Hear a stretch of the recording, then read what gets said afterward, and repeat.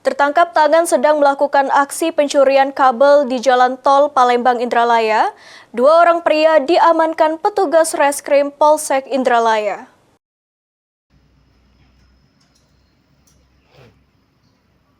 Inilah tersangka ZM alias Jumang, 35 tahun, warga Lorong Nur, Kelurahan 32 Ilir, dan Sofran, 36 tahun, warga Lorong KKN, Kelurahan 32 Ilir, Kecamatan Ilir Barat 1 Palembang.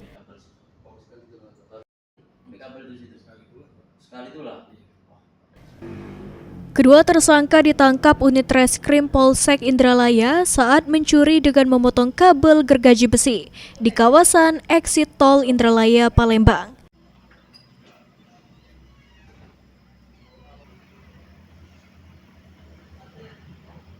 Kadit Reskrim Polsek Indralaya, Ibda Indra Gunawan, membenarkan penangkapan kedua tersangka yang merupakan warga kota Palembang. Kepada polisi, kedua tersangka mengaku sengaja datang dari kota Palembang ke Indralaya. Agar tidak dicurigai petugas tol Indralaya Palembang, modus kedua tersangka dengan cara membawa karung dan gerobak seakan-akan sebagai pengumpul barang bekas. Barang bukti diamankan berupa gergaji besi, kabel yang sudah dipotong sepanjang 10 meter, karung, dan gerobak.